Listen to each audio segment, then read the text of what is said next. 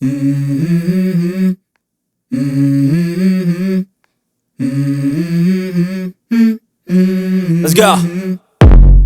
I wake up to a little bit of drool on my pillow, feel like it's gonna be a bad day. Yeah, I'm tired of shit, and the coffee ain't hit yet, damn, ain't that great. I don't wanna go to work, cause my boss is a jerk, and I'm not even that paid. I need a change in my life, cause I don't feel alive, and there's nothing that makes me happy.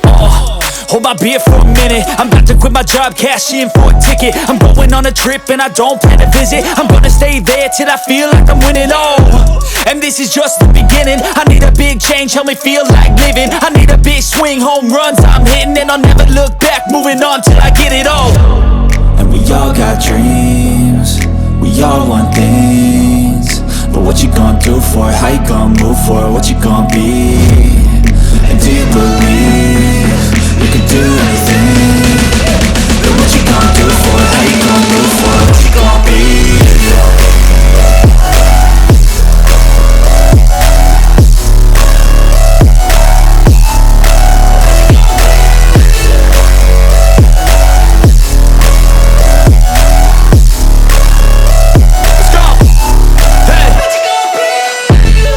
Yeah, this is my life, my strife, my right to fight, to die on. And this is my game to play, to claim a brand new name, And I ain't gonna lie to you, I'm a bit nervous that I might screw everything up that I've ever done. But what's the point of living if you ain't having fun? I guess I'll try this, try that, might miss, gotta find what I'm good at. I guess I look here, look there, over where am I scared, where am I at?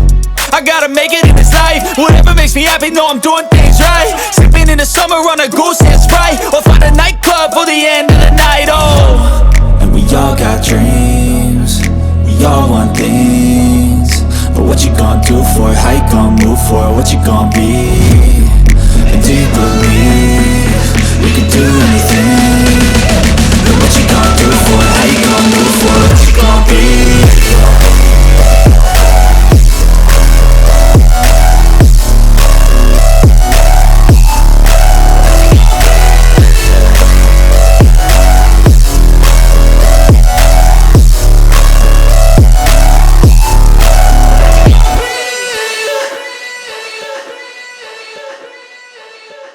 Substrate, the linkage between the substrate molecule and the active site. Active site और substrate के दरमियान हमेशा जो linkage बनता है वो weak link होता है, जो हाइड्रोजन होता है, क्योंकि बाकी जो लिंकेज है कोवेलेंट है, उसके अंदर डाई सल्फाइड यानी कि बॉन्ड है, स्ट्रांग बॉन्ड होते हैं, क्योंकि अगर इसके जरिए सबस्ट्रेट एक्टिव साइट में जुड़ गया तो वापस प्रोडक्ट में चेंज हो करके ये रिलीज नहीं होगा, सो वीक लिंकेज हमेशा होता है, या वंडरवाल फोर्सेस होते हैं।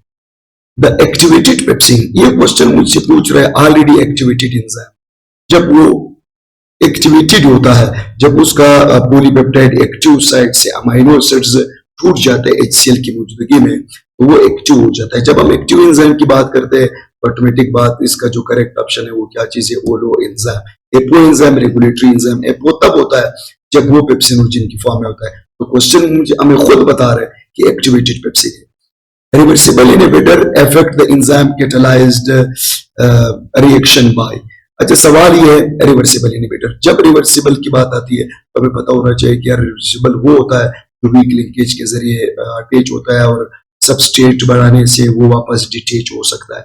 सो कोवेलेंट बॉन्ड तो ये बनाता नहीं है, डिस्ट्रॉइंग द ग्लोब्यूलर स्ट्रक्चर ये भी नहीं कर रहा है। So active site activating the catalytic site, catalytic site तो एक्टिवेट ही नहीं करता इनहिबिटर, इसका मतलब है फॉर्म द वीक लिंकेज, ये वीक लिंकेज बना। वीक लिंकेज के साथ की बात करें तो जो नेक्स्ट क्वेश्चन है हमारा, what is the required medium for the maximum activity of the given enzyme. जो गिवन एंजाइम है वो उसकी मैक्सिमम एक्टिविटी कब होती है? लाइपेज इंटेस्टाइन के अंदर काम करता है, सो बेसिक मीडियम में, और जो पेप्सिन है वो स्टमक के अंदर काम कर रहा है एसिडिक मीडियम में, तो सी ऑप्शन हमारा करेक्ट ऑप्शन आ रही है। आसान क्वेश्चन है। फिर उसके बाद जाते हैं the distinguish the concept of the special creation. ये थोड़ा सा ट्रिकी क्वेश्चन है। स्पेशल क्रिएशन को आप डिस्टिंग्विश करो किस चीज से? कंसेप्ट ऑफ इवोल्यूशन से। इसका मतलब है स्पेशल क्रिएशन और कंसेप्ट ऑफ इवोल्यूशन में क्या फर्क है? स्पेशल क्रिएशन कहता है कि सब कुछ अल्लाह ने किया है, 6 दिन में हुआ है, वो स्पेशल क्रिएशन है। लेकिन कंसेप्ट ऑफ इवोल्यूशन क्या कहता है कि वक्त के साथ साथ चेंजेस आते गए, ऑर्गेनिज्म के अंदर बहुत सारे चेंजेस आ गए, तो हम कहते हैं म्यूटेशन होता है, म्यूटेशन से नए एलील बनते हैं, नए एलील से नए ट्रेट बनते हैं, वेरिएशन आता है। फिर इसी तरह म्यूटेशन होता है, एलील बनता है, नया ट्रेट, बहुत सारे नए ट्रेट आपस में जमा होकर के नई स्पीशी और नए ऑर्गेनिज्म बन जाते हैं। तो ये जो पहला ऑप्शन है, life is not the product of the sudden creative acts, ये लाइफ सडन क्रिएटिव एक्ट्स नहीं, मतलब ये दोनों का डिस्टिंग्विशिंग मतलब सेंटेंस है नहीं। The unicellular prokaryote might be the life ancestor. अच्छा, ये ऑप्शन भी सही है कि यूनिसेलुलर से जिंदगी शुरू हुई, पर ये वेंट हाइपोथेसिस का आइडिया है, लेकिन वहां पर हमें ओवरऑल एवोल्यूशन और स्पेशल क्रिएशन के बारे में पूछ रहे हैं कि स्पेशल क्रिएशन ओवरऑल एवोल्यूशन में क्या फर्क है। ये सही है, लेकिन ये वेंट हाइपोथेसिस के हवाले से, ओवरऑल एवोल्यूशन के हवाले से नहीं है, कि स्पीशी फॉर्मेशन के हवाले से नहीं है। Relay on the inspiration and mediation for the life origin, ये जिंदगी कहाँ से शुरू हुई ये भी नहीं है, बल्कि the life results from the innumerable changes. वक्त के साथ साथ बहुत सारे चेंजेस इकट्ठे होते हैं, जब बहुत सारे नए ट्रेट बनते हैं, नए चेंजेस आते हैं, तो नई स्पीशीज बनती है। इवोल्यूशन के बारे में ये सेंटेंस सही है, स्पेशल क्रिएशन से इवोल्यूशन को अलग कर देता है। उसके बाद which of the following idea is a part of Lamarckism. भाई डेमार्किज्म तो आसान है, उसने वेरिएशन के बारे में बोला था, उसने यूज एंड डिसयूज के ऊपर। ये ऑप्शन सही है कि जब आर्गन को यूज करेंगे मोर डेवलप होगा, यूज नहीं करेंगे वो आर्गन वीक हो जाता है। तो this idea was given by the DeMark. Choose the correct pair of the homology, या होमोलोगस वो आर्गन होते हैं जिसका बोन एनाटॉमी या एनाटॉमी सेम हो और फंक्शन में फर्क हो। तो यहाँ पर अगर हम देखते हैं wings of the birds and wings of the butterfly, ये एनालोगस है, ये एनालॉजी है homology. Four limbs of the birds and pins of the whale, ये दोनों का इंटरनल स्ट्रक्चर सेम है, पर दोनों का फंक्शन अलग है, एक उड़ता है दूसरा उसे तैरता है। ये होमोलोगस आर्गन का एक एग्जांपल है, और ये a type of the divergent evolution है। The leaves of the pinus and the leaves of the cactus, भाई पाइनस के लंबे पत्ते हैं, कैक्टस के तो बिल्कुल पत्ते हैं नहीं, उसमें स्पाइन्स है। Gills of the fish and lungs of the human, इन दोनों का फंक्शन एक है, और होमोलोगस वो होता है जो स्ट्रक्चर एक को फंक्शन अलग अलग। 10 नंबर क्वेश्चन क्या कहता है, the chronological sequence among the classes of the vertebrates as evidence of evolution। ये फर्स्ट ईयर की बुक में है, फर्स्ट ईयर एनिमेलिया चैप्टर से, कि सबसे पहले फिश जमीन पर आता है, डाइपोनी फिश जिसको कहते हैं, वो बाद में एम्फीबियंस बने, फिर एम्फीबियन से आहिस्ता आहिस्ता रेप्टाइल्स निकले और रेप्टाइल से बर्ड्स निकले। सो सी ऑप्शन सही है। तो मतलब जिंदगी पानी से खुश्की पर आई है, उसके बाद रेप्टाइल्स और उसके बाद डायनासोर्स बने, डायनासोर से फिर बर्ड्स बन गए, इसका मतलब है और रेप्टाइल से मेमल्स भी बने। सो बर्ड्स और मेमल्स दोनों रेप्टाइल से निकले, रेप्टाइल एम्फीबियन से और एम्फीबियल डाइपोनी फिश से निकला है, जिसके लंग्स, ये हमारे बुक का एक सेंटेंस भी है। The reduction of population in a species in a specific allele and the genotype due to the natural disaster. जब बात होती है नेचुरल डिजास्टर की, एवोल्यूशन चैप्टर से क्वेश्चन है कि allele की फ्रीक्वेंसी कैसे चेंज हो जाती है। allele की फ्रीक्वेंसी नेचुरल डिजास्टर से allele कम हो जाती है। तो जब नेचुरल डिजास्टर होता है, बहुत सारे allele कम होता है, इसको कहते हैं बोटलनेक इफेक्ट। तो बोटलनेक इफेक्ट कहते हैं कि allele का कम हो। सो नेचुरल डिजास्टर से कोई फ्लड आता है, कोई फायर लगता है, तो allele कम हो जाते हैं। allele की कमी को कहते हैं बोटलनेक इफेक्ट। ये कहते हैं कि जैसे बोतल के अंदर बहुत सारे कलर हो, आप उसको गिरा दे तो उनमें से बहुत सारे कलर कम हो जाता है। या किसी जंगल में बहुत सारे रेबिट्स है, डिजास्टर फायर लग जाता है या फ्लड आ जाता है, बाकी मर जाते हैं, चंद उसमें से बच जाते हैं। फाउंडर इफेक्ट बेसिकली allele की एडिशन को कहते हैं। म्यूटेशन allele की एडिशन है, स्पेसिएशन allele की एडिशन है। सो डिजास्टर इफेक्ट हमेशा किसी पॉपुलेशन के अंदर allele को कम कर देते हैं, तो बोटलनेक इफेक्ट है। Which of the following increase the variation within a gene pool. जब जीन पोल की बात करते हैं, जीनोम की बात करते हैं, तो उसके अंदर नए जीन, नए allele एक ही तरीके से आता है, वो है जीन म्यूटेशन। जब म्यूटेशन होता है, म्यूटेशन की वजह से नए allele ऐड हो जाता है। So mutation is the main cause of the formation of the new allele। सो ये बात कर रही है कि वेरिएशन किस वजह से आती है, so that is ultimately by the gene mutation.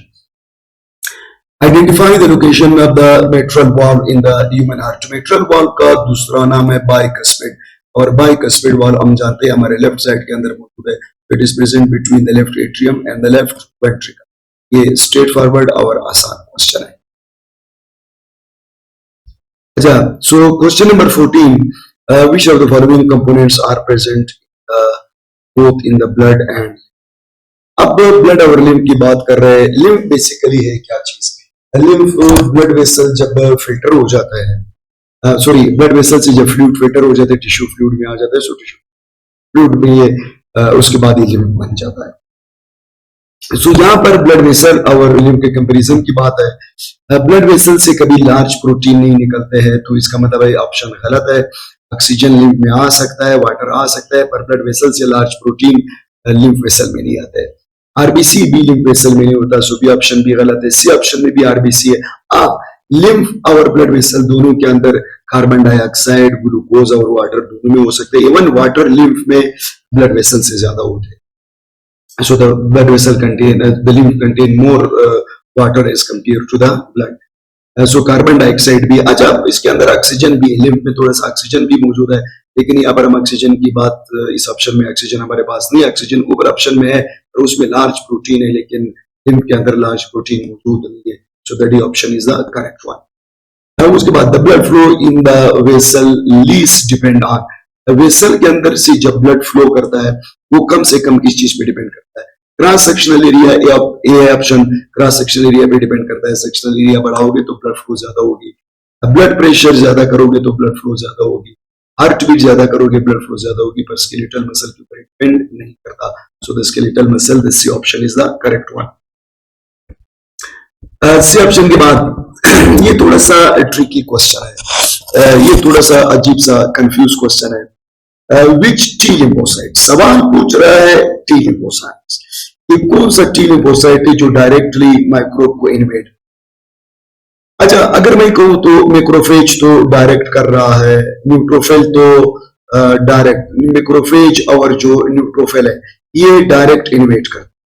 Macrophage जब सबसे पहले अटैक करता है, न्यूट्रोफिल उसके बाद करते हैं और बाद में मर करके फंस की सूरत में आते हैं।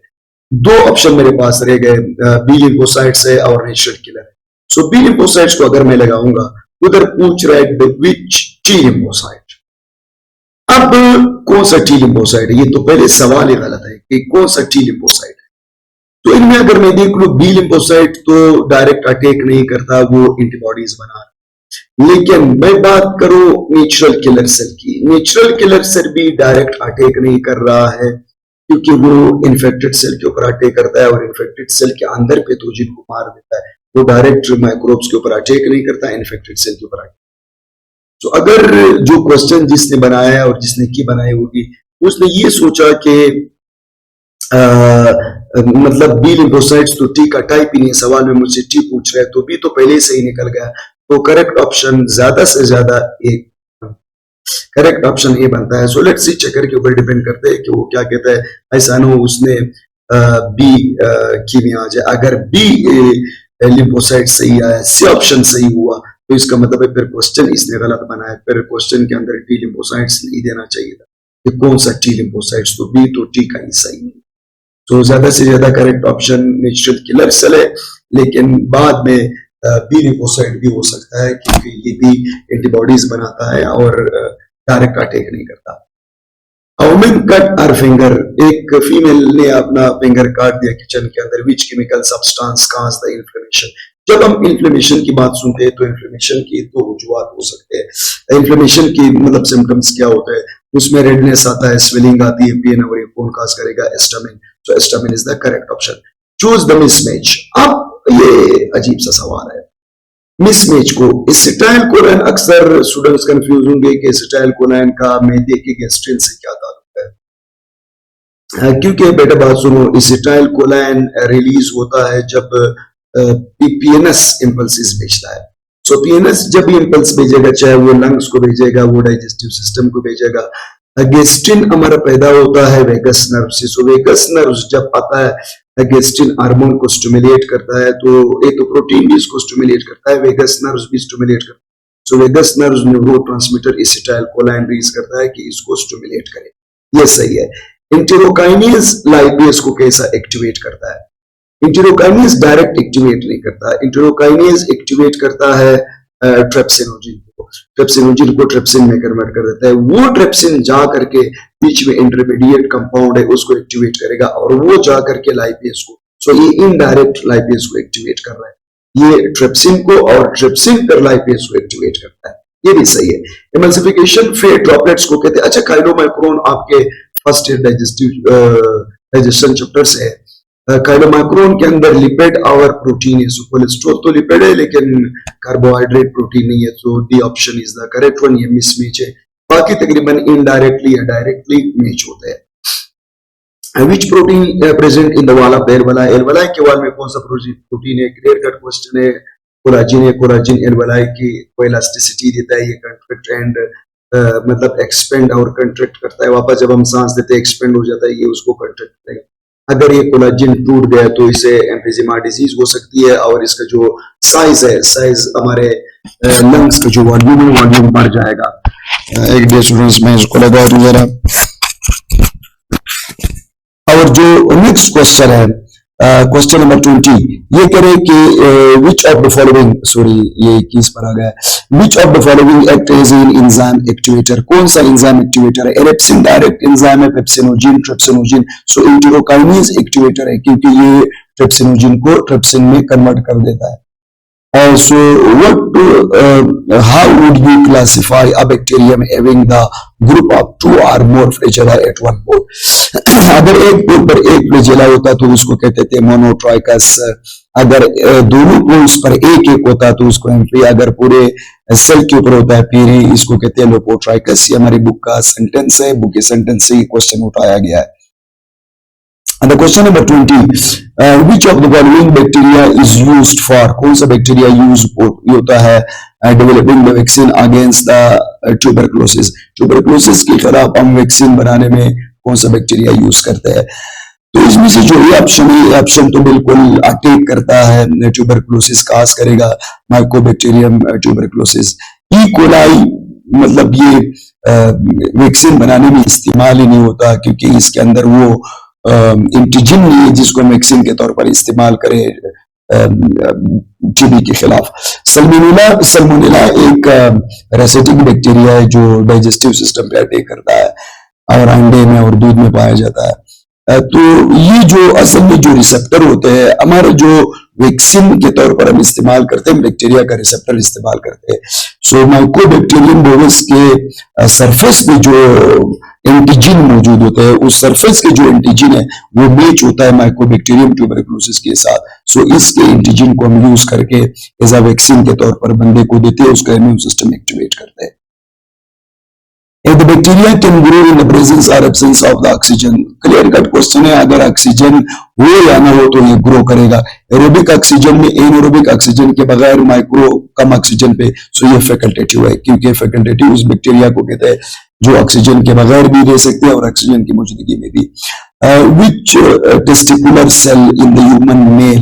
अच्छा, बात कर रहे हैं testicular cell in the human male with the high testosterone level start the endocrine activity. So इस क्वेश्चन में कुछ पॉइंट्स है कि ह्यूमन मेल के अंदर जब टेस्टोस्टेरोन ज्यादा होता है तो कौन सा सेल है जो एंडोक्राइन एक्टिविटी स्टार्ट करता है। अगर हम इसके अंदर देख ले, इंटरस्टिशियल सेल, वो जब टेस्टोस्टेरोन बढ़ता है तो इंटरस्टिशियल सेल टेस्टोस्टेरोन प्रोडक्शन कम करेगा, क्योंकि टेस्टोस्टेरोन ऑलरेडी क्योंकि इंटरस्टिशियल सेल से ही पैदा होता है। लीडिंग सेल भी उसका दूसरा नाम है। जब टेस्टोस्टेरोन ज्यादा होता है तो लीडिंग सेल अपना प्रोडक्शन टेस्टोस्टेरोन कम कर देता है।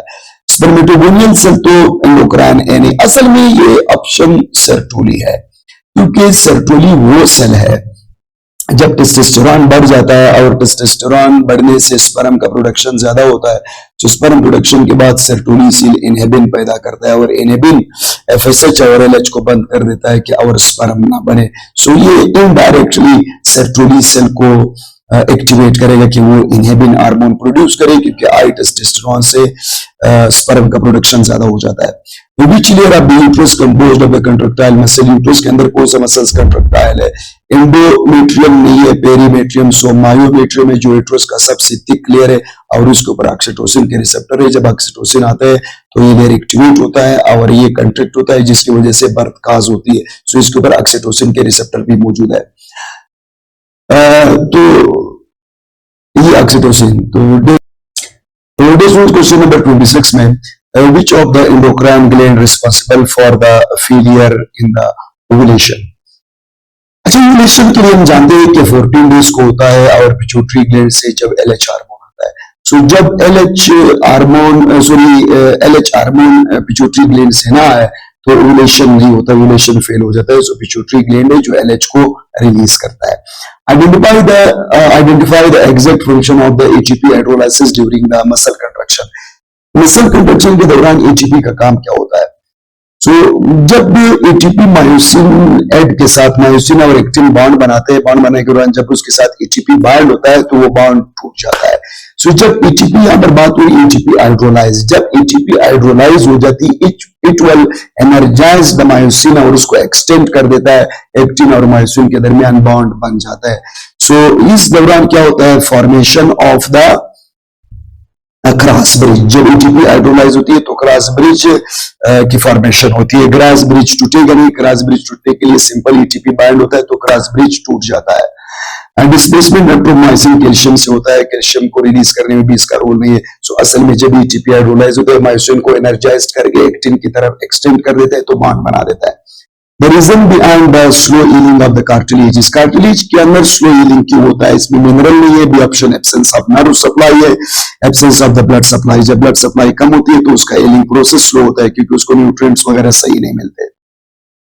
उसके बाद H zone of the sarcomer consist of, H zone के अंदर क्या मौजूद है? आई बेंड में एक्टिन है, ए बेंड में एक्टिन और मायोसिन है। ए बेंड के दरमियान को एच जोन कहते हैं जिसके अंदर ओनली मायोसिन मौजूद है। ये सारे बुक के स्टेटमेंट्स है। Which cell is most important to cause the bone resorption? bone resorption के लिए कौन सा सेल? ओस्टोब्लास्ट बोन बनाता है, ओस्टोसाइट में वो बोन को मेंटेन करेगा। फाइब्रोब्लास्ट बोन का प्रोटीन रिलीज करता है। तो जो ओस्टोक्लास्ट है ये बोन का डिकम्पोजिशन या बोन का रिजॉर्प्शन करता है, बोन को तोड़ डिकम्पोज कर देता है। Activity of which organ would be compromised? किस ऑर्गन की एक्टिविटी खराब हो जाती है? With the impaired function of the smooth muscle. जब स्मूथ मसल काम नहीं करते तो कौन से ऑर्गन सही तरह फंक्शन नहीं कर सकता? हार्ट के अंदर बात हो रही है स्मूथ मसल्स की। सो स्मूथ मसल से कौन से ऑर्गन इफेक्ट हो सकते हैं? स्मूथ मसल हार्ट में नहीं है, लंग्स में नहीं है, टंग में नहीं है। तो स्मूथ मसल हमेशा ट्यूबुलर पार्ट के अंदर मौजूद है, specially digestive system, oesophagus, blood vessel के अंदर मौजूद है। The phenomena of the gene linkage relate the concepts of gene linkage किसका अपोजिट है? देखो, जीन लिंकेज कहते हैं कि जीन स्टे टुगेदर और इंडिपेंडेंट असॉर्टमेंट कहते हैं कि जीन आजाद है। सो जीन लिंकेज और इंडिपेंडेंट असॉर्टमेंट दोनों एक दूसरे के अपोजिट है। सो जब हम लिंकेज की बात करते हैं वहां पर इंडिपेंडेंट असॉर्टमेंट्स को ये अवॉइड करता है। सो कहते हैं जीन लिंकेज किस कंसेप्ट को रिजेक्ट करता है? ये लॉ ऑफ इंडिपेंडेंट असॉर्टमेंट्स को रिजेक्ट कर देता है। So that would reject the law of the independent assortment. Which of the following used to determine the linkage between the gene pair? चाहे आप linkage determine करोगे, चाहे आप genotype determine करोगे, इसको टेस्ट करने के लिए हम क्या करते हैं? टेस्ट क्रॉस करते हैं। सो लिंकेज को मालूम करने के लिए टेस्ट क्रॉस करते हैं। बे क्रॉस हमेशा किसी भी पेरेंट्स के साथ F1 का होता है, डायहाइब्रिड और मोनोहाइब्रिड क्रॉस है नहीं। सो टेस्ट क्रॉस हमें जीन लिंकेज का बताता है कि जीन लिंक है या नॉन लिंक है। उस लिंकेज की स्ट्रेंथ मालूम करने के लिए जीन अगर लिंक है तो कितने करीब है, इस चीज को मालूम करने के लिए क्रॉसिंग ओवर काम करेगा। सो असल में ये टेस्ट क्रॉस होता है।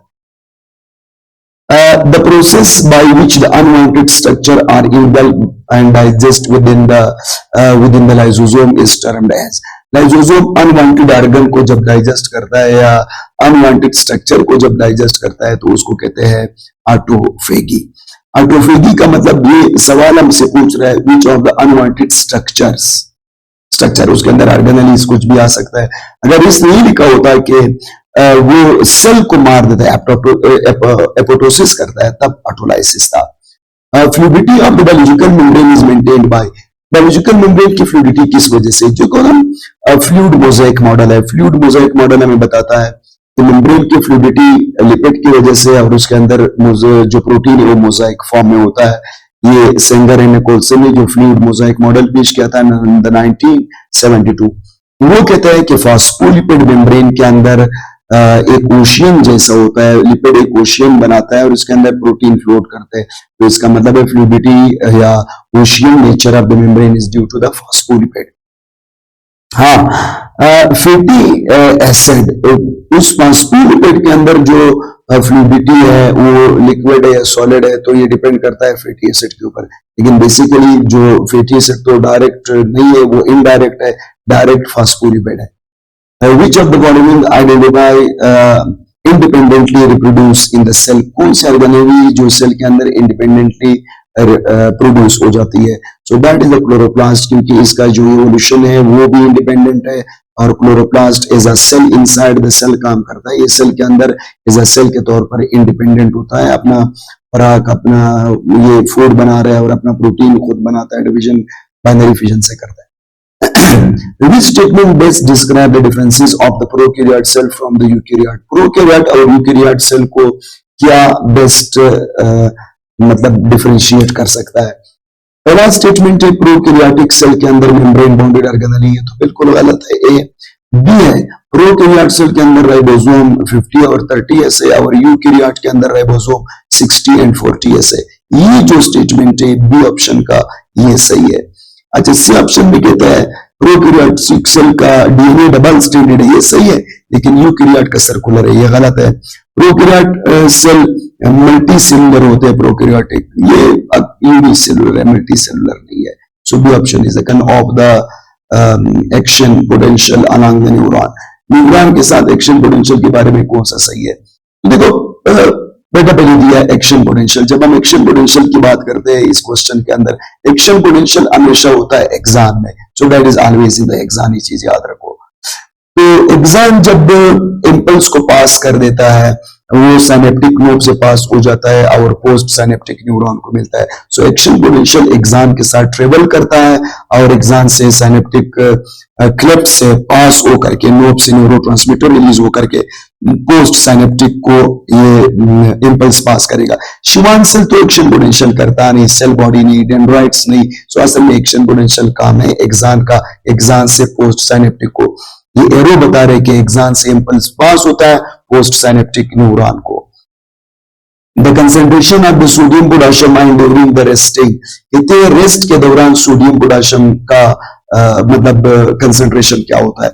हम जानते हैं कि रेस्ट के दौरान जो न्यूरॉन है उसके अंदर पोटेशियम ज्यादा होता है और सोडियम कम, और बाहर सोडियम ज्यादा होता है पोटेशियम कम। ये बुक का स्टेटमेंट है कि पोटेशियम 30 टाइम ज्यादा है inside as compare to the outside, और सोडियम बाहर 10 गुना ज्यादा है as compare to the inside. ये बुक के अंदर ये टेबल की फॉर्म में मौजूद है। A brief phase in which the neuron regain its original ionic concentration and polarity, कहते हैं एक ब्रीफ सा पीरियड जिसके अंदर न्यूरॉन क्या कर रहा है, रिगेन कर रहा है, रिस्टोर कर रहा है अपनी आयोनिक कंसेंट्रेशन को, कि सोडियम को बाहर फेंक दिया और पोटेशियम को अंदर ले आया। सो ये वो फेज होता है जिसमें न्यूरॉन कोई इंपल्स को भी रिसीव नहीं करता, खुद को रिस्टोर कर देता है। This phase is known as the refractory period, उसको रिफ्रैक्टरी पीरियड कहते हैं। क्योंकि साइनेप्टिक डिले नहीं होता है, synaptic delay is something else that is due to the neurotransmitter होता है। सेंसिटिविटी तो एक्शन पोटेंशियल को कहते हैं। रिपोलराइजेशन के दौरान आयंस इनसाइड और आउटसाइड चले जाते हैं। रिपोलराइजेशन में बेसिकली पोटेशियम बाहर जाता है, लेकिन यहाँ पर सवाल पूछ रहा है जिसमें न्यूरॉन खुद को रिगेन करता है। सो न्यूरॉन खुद को रिगेन करेगा बेसिकली रिफ्रैक्टरी पीरियड के दौरान, ये न्यूरॉन खुद को रिगेन कर देता है। जो नेक्स्ट क्वेश्चन है the 42 number, the parts of the brain that comprises the limbic system. Limbic system के अंदर क्या चीज मौजूद है? थैलेमस, एमिगडाला, हाइपोकैम्पस नहीं है बल्कि हाइपोथैलेमस, एमिगडाला और हाइपोकैम्पस है। बाकी कार्पस कैलोसम तो दो सेरेब्रम को कनेक्ट करेगा। थैलेमस, हाइपोथैलेमस और पोन्स, पोन्स तो बिल्कुल लिम्बिक सिस्टम के अंदर, लिम्बिक सिस्टम में बेसिकली एमिगडाला और हिप्पोकैम्पस है जो थैलेमस के साथ कनेक्टेड है। The aim involved in the synaptic transmission of the nerve impulses, ये बड़ा कुछ लोग कहते हैं कि भाई जान इसके अंदर पोटाशियम, सोडियम और कैल्शियम का रोल है। नो भाई, बात कर रहे हैं साइनेप्टिक ट्रांसमिशन। साइनेप्टिक ट्रांसमिशन का मतलब है साइनेप्स से न्यूरोट्रांसमीटर पास होना प्री साइनेप्टिक से पोस्ट साइनेप्टिक की तरफ। जब प्री साइनेप्टिक से न्यूरोट्रांसमीटर रिलीज होता है सो न्यूरोट्रांसमीटर के लिए विजिकल बैठता है, विजिकल साइनेप्टिक नोड के अंदर सिंक होता है, न्यूरोट्रांसमीटर रिलीज करता है। विजिकल सिंकिंग के लिए कैल्शियम की जरूरत है और कैल्शियम साइनेप्टिक नोड में अंदर जाएगा।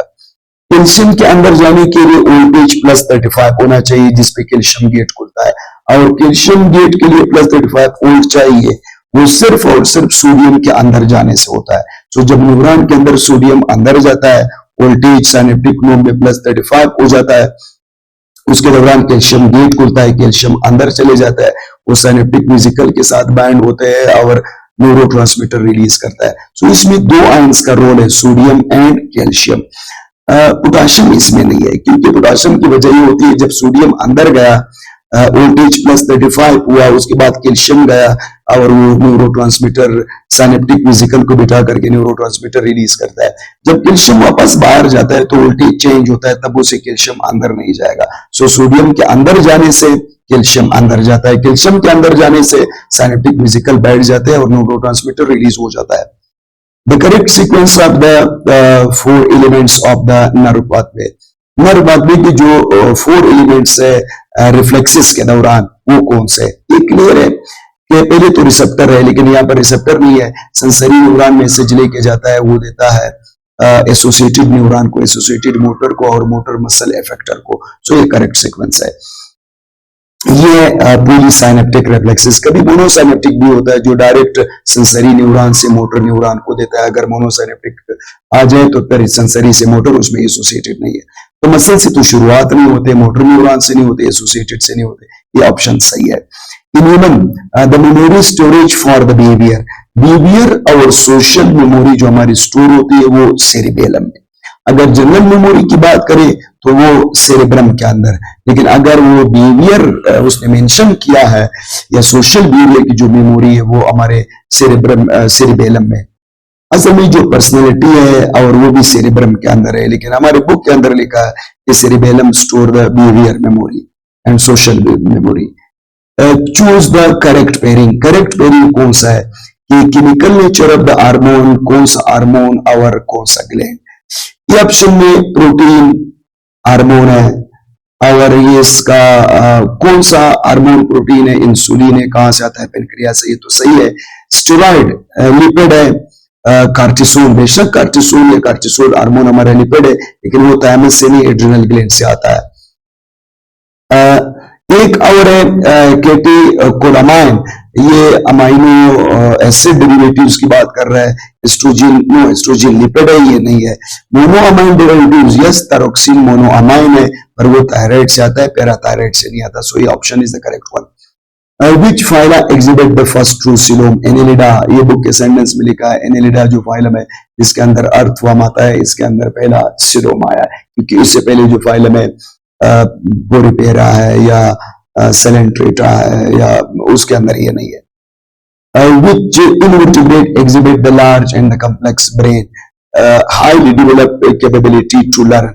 किस इनवर्टिब्रेट में लर्निंग की कैपेबिलिटी मौजूद है? वैसे वर्टिब्रेट में बिहेवियर है, वो कुछ लर्निंग करते हैं, लेकिन ज्यादा कैपेबिलिटी हमारे एकाइनोडर्मेट्स के अंदर लिखा हुआ है, जब आप उसको पढ़ेंगे ऑक्टोपस है, ऑक्टोपस के अंदर लर्निंग एबिलिटी मौजूद है। ये वो ऑर्गेनिज्म है जो लास्ट फाइलम है इनवर्टिब्रेट।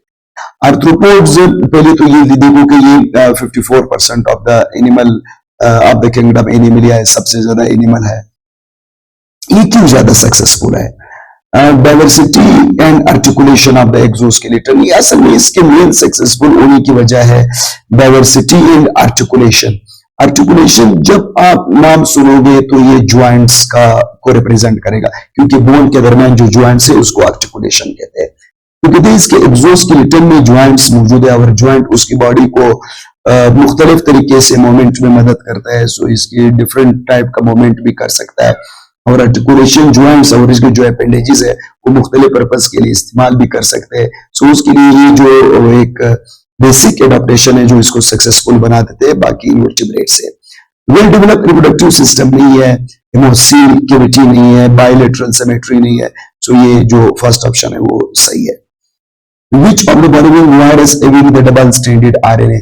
इस वायरस में double stranded RNA, double stranded RNA हमारे पास रियो वायरस में होता है। अब रियो वायरस क्या काज करेगा? डायरिया, ये डायरिया काज करेगा। बाकी जो वायरसेस है उसके अंदर हमारे पास मौजूद है, जो पॉक्स है सबसे बड़ा वायरस है जिसके अंदर डीएनए भी मौजूद है। The pore size of the porcelain filter paper ranges between, porcelain filter paper जो इसको चार्ल्स चैम्बरलेन ने इसको मतलब इन्वेंट किया था, उसने बनाया था। असल में होना चाहिए था, क्योंकि पोर्सलाइन फिल्टर पेपर इस मकसद के लिए बना है कि उससे बैक्टीरिया को फिल्टर करते थे कि बैक्टीरिया पास ना हो सके। जो माइकोप्लाज्मा है, जो सबसे छोटा बैक्टीरिया है जिसके ऊपर वाल भी नहीं है, उसका साइज 200 नैनोमीटर है। सो अगर हम ये कहें कि 100 से 1000 नैनोमीटर, इसका मतलब इसे तो बहुत सारे बैक्टीरिया पास हो सके, लेकिन सही ऑप्शन तो होना चाहिए 10 से 100 नैनोमीटर, ताकि कोई भी बैक्टीरिया पास ना हो सके। लेकिन हमारे जो फेडरल की बुक भी है उसमें तकरीबन 127 पेज पर भी लिखा है कि पोर्सलाइन फिल्टर पेपर का जो साइज है वो 100 से 1000 नैनोमीटर है। हम अपने बुक को फॉलो करेंगे 100 से 1000, लेकिन ये माइक्रोमीटर तो बहुत बड़ा हो जाता है और इससे बैक्टीरिया सारे पास हो सकते हैं। तो असल में बैक्टीरियल फिल्ट्रेशन के लिए बना था, जिसका साइज 100 से 1000 नैनोमीटर है। अगर 100 नैनोमीटर साइज है तो उससे बहुत सारे बैक्टीरिया पास नहीं हो सकते, और माइकोप्लाज्मा भी। रिवर्स ट्रांसक्रिप्टेज का काम क्या होता है? That converts what? ये असल में मौजूद है एचआईवी के पास, जो डबल स्ट्रैंडेड आरएनए नहीं, सिंगल स्ट्रैंड आरएनए को डबल स्ट्रैंड डीएनए में कन्वर्ट करता है। So this convert the single strand RNA into double strand. अच्छा, इसमें लिखता है single strand RNA into double strand RNA, भी गलत है। Single strand DNA into double strand DNA भी गलत है, बल्कि सिंगल स्ट्रैंड आरएनए को डबल स्ट्रैंड डीएनए में कन्वर्ट कर देता है। Which symptom disappear after the few months in asymptomatic carrier? Few months का मतलब है तकरीबन जब एड्स फर्स्ट टाइम बॉडी पे अटैक करता है तो एसिम्प्टोमेटिक स्टेज कहते हैं। तकरीबन 4 महीने के बाद वो सिम्टम गायब हो जाता है। उस 4 महीने के अंदर बंदे को नज़ला जुकाम भी हो जाता है और बुखार भी होता है, लेकिन स्वॉलन लिम्फ नोड उसका मेन सिम्टम है। सो 4 महीने के बाद वो लिम्फ नोड वापस नॉर्मल हो जाते हैं और बॉडी फाइट करती है अगेंस्ट द एचआईवी, क्योंकि डब्ल्यूबीसी बॉडी बहुत ज्यादा रेट से बनाती है। जब डब्ल्यूबीसी का मिकदार 200 पर क्यूबिक मिलीमीटर ब्लड कम हो जाती है, तब एड्स के फुल ब्राउन एड्स और एड रिलेटेड सिम्प्लेक्स आ जाता है। So loss of memory, weight loss, night sweating तो गरीबन इधर भी होता है, लेकिन जो मेन कैरेक्टरिस्टिक्स है वो स्वॉलन लिम्फ नोड है, क्योंकि नाइट स्वेटिंग सबके अंदर होता रहता है। इसमें 9 महीने के बाद ये वापस पहले फेज में लॉस ऑफ मेमोरी या वेट लॉस या डायरिया इतना ज्यादा नहीं होता, ये फुल ब्राउन एड्स और रिलेटेड सिम्प्लेक्स में हो जाता है। The primary purpose of the photosystem 2 in the thylakoid membrane is, photosystem 2 में क्या होता है? एटीपी सिंथेसिस, नो, ये तो कीमियोस्मोसिस से होता है। ऑक्सीडेशन ऑफ वाटर, क्योंकि इसमें पानी टूट जाता है, फोटोलाइसिस हो जाता है फोटोसिस्टम 2 के साथ और पानी ऑक्सीडाइज हो जाता है। रिडक्शन ऑफ एनएडीपी तो बिल्कुल यहाँ पर होता नहीं है, वो जा करके सेकेंड इलेक्ट्रॉन ट्रांसपोर्ट चेन होता है। Oxidation of cytochrome electron transport chain का हिस्सा है। In the glycolysis the glucose is, glycolysis के अंदर क्या होता है? सिंपल सी बात है, glucose is oxidize into the 2 pyruvic acid. Reduction of the pyruvate नहीं होते, वो पायरुविक एसिड ऑक्सीडाइज हो जाता है आगे। Broken down of the G3P, ये बाकी नहीं है, बल्कि ग्लाइकोलाइसिस क्लियर कट है कि इसमें ग्लूकोज ऑक्सीडाइज हो जाता है। The final electron acceptor in the respiratory electron transport chain in the mitochondria is, electron transport chain के अंदर जब इलेक्ट्रॉन मूव करता है, सो ये कॉम्प्लेक्स 1 से फिर साइटोक्रोम BCAA3, A3 के बाद ये जा करके ऑक्सीजन को रिड्यूस कर देता है, और ऑक्सीजन और इलेक्ट्रॉन, ऑक्सीजन A3 के बाद साइटोक्रोम A3 के बाद ऑक्सीजन और 2 हाइड्रोजन मिल जाता है इलेक्ट्रॉन के थ्रू और वाटर। क्वेश्चन नंबर 57 क्या कहता है? Water present in all living system is universal solvent. देखो ना, पानी के अंदर पोलर सब्सटेंस अल हो जाती है, सॉल्वेंट है पोलर सब्सटेंस के लिए, नॉन पोलर के लिए नहीं। सो पोलर में अल हो जाता है। सो पानी की यूनिवर्सल सॉल्वेंट है, कोहेसिव फोर्स की वजह से या इट्स पोलर नेचर, पानी की पोलर नेचर की वजह से ये यूनिवर्सल सॉल्वेंट है, क्योंकि इसके अंदर पोलर सब्सटेंस सॉल्व हो जाता है। Which of the following sugar molecule are condensed to produce the sucrose? Sucrose बनाने के लिए कौन से शुगर मॉलिक्यूल जो है वो कंडेंस हो जाता है? सो ग्लूकोज और गैलेक्टोज ये मिलकर के लैक्टोज बनाता है, जबकि ग्लूकोज और फ्रक्टोज जब मिलकर के ये सक्रोज बना देता है जो नॉन रिड्यूसिंग शुगर है। ग्लूकोज तो माल्टोज बना देता है, ग्लूकोज फ्रक्टोज 6 फॉस्फेट ये बनाता ही नहीं है कुछ। The integral property of the lipid, integral property, integral का मतलब है इनसाइड कंडेंस होना of the lipid bilayer in cell membrane is due to. Integral property, lipid का मतलब है कम स्पेस में क्यों ये अरेंज हो जाता है मेम्ब्रेन के अंदर? देखो ये पानी की प्रॉपर्टी है, पानी के अंदर हाइड्रोफोबिक एक्सक्लूजन होता है। हाइड्रोफोबिक एक्सक्लूजन ये होता है कि जब हम पानी के अंदर नॉन पोलर सब्सटेंस डालते हैं, क्योंकि पानी पोलर है, सो वो पानी क्या कर देता है अपने हाइड्रोफोबिक एक्सक्लूजन की वजह से और उस पोलर सब्सटेंस के हाइड्रोफोबिक नेचर की वजह से पानी उसको कम से कम एरिया के अंदर अरेंज कर देते हैं। सो पानी उसको कंडेंस कर देते हैं इन अ स्मॉल स्पेस। सो पानी क्योंकि पोलर है और जो लिपिड है वो नॉन पोलर है, सो ये पानी के अंदर हाइड्रोफोबिक एक्सक्लूजन होता है जो लिपिड को मिनिमम एरिया के अंदर एडजस्ट करता है। Reduction of the content area between the water and lipid, ये सही ऑप्शन है क्योंकि रिड्यूस कर देता है कांटेक्ट एरिया को, क्योंकि पानी पोलर है और वो नॉन पोलर है, वो मिनिमम एरिया के अंदर इसको एडजस्ट कर देता है। इंक्रीज द कंटेक्ट एरिया, ये गलत है, पोलर इंटीग्रेशन होता है क्योंकि लिपिड नॉन पोलर है, आयनाइजेशन भी नहीं है। About 170 amino acids are found occur in the cell. How many involved in making the protein? ये तो क्लियर कट क्वेश्चन है यार, हमारे जो 99% प्रोटीन है वो 20 टाइप के अमीनो एसिड से बनते हैं। The next question, the anticodon loops. अगर एंटीकोडॉन की बात करें, जब मैं एंटीकोडॉन सुनता हूं तो मेरे जहन में आता है कि ट्रांसफर आरएनए की बात होती है। अब the transfer RNA that complementary to the messenger RNA. Anticodon हमेशा ट्रांसफर आरएनए पर मौजूद है जो मैसेंजर आरएनए के कोडान के कंप्लीमेंट्री होते हैं, कोडान के अपोजिट होते हैं। सो ये जो एंटी कोडान है वो ट्रांसफर आरएनए में किस लूप पर मौजूद है? थीटा डी आर मिडल, ये मिडल लूप में होते हैं क्योंकि मिडल लूप के अंदर 7 in the middle loop there are the 7 nucleotide, उनमें से 3 एंटी कोडान होते हैं। The individual chemical property of the amino acid is determined by, amino acid की प्रॉपर्टी हम किसे डिटरमाइन करते हैं? Alpha carbon, amino group, carboxyl, तो सब में इन सब के अंदर वेरिएबल ग्रुप डिफरेंट होता है, या तो बेसिक होता है, एसिडिक होता है, पोलर या नॉन पोलर होता है। Identify the organic compound that combine with the phosphatidic acid. जब ग्लाइसरोल और फैटी एसिड मिलते हैं तो ये 2 फैटी एसिड तो डाइग्लाइसरोल बनता है। उसके बाद जब फास्फोरिक एसिड मिलता है तो उसको फास्फोटिडिक एसिड कहते हैं, डाइग्लाइसरोल के साथ फास्फोरिक एसिड फास्फोटिडिक एसिड। सो फास्फोटिडिक एसिड से जब हम फास्फोलिपिड या लेसिथिन बनाते हैं तो कौन सा नाइट्रोजनस ऑर्गेनिक कंपाउंड लगता है? सो दैट इज द कोलाइन, ये कोलाइन लगता है। सेराइन भी लग सकता है मोनोअमाइन, पर यहाँ पर हमारे पास ऑप्शन कोलाइन है।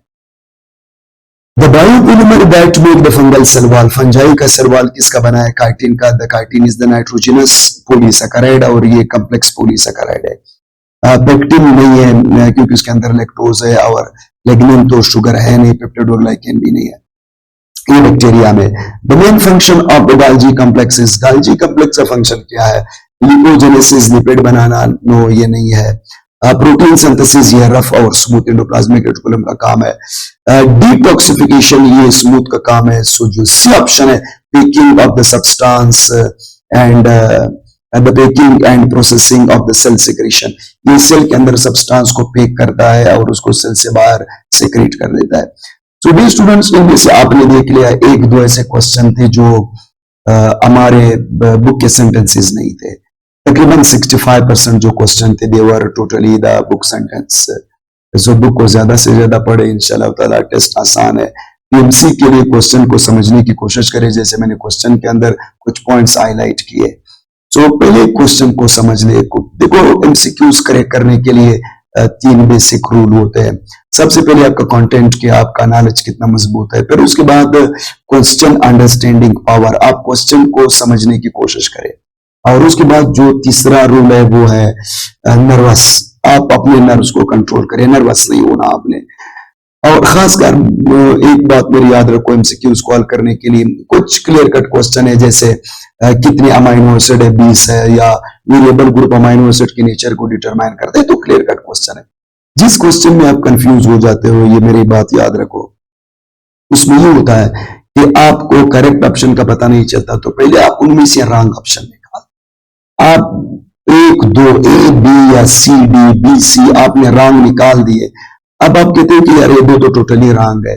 अब उसके पास आपके पास 2 ऑप्शन रह जाते हैं, 2 ऑप्शन में आप सिलेक्शन आसानी से कर सकोगे। सो जिस क्वेश्चन में आप कंफ्यूज होते हैं उसमें पहले आप रॉन्ग को निकाल दे, तो उनमें से आपके पास ऑप्शन मिनिमाइज हो जाते हैं, तो आप सही की सिलेक्शन बहुत आसानी से कर सकोगे।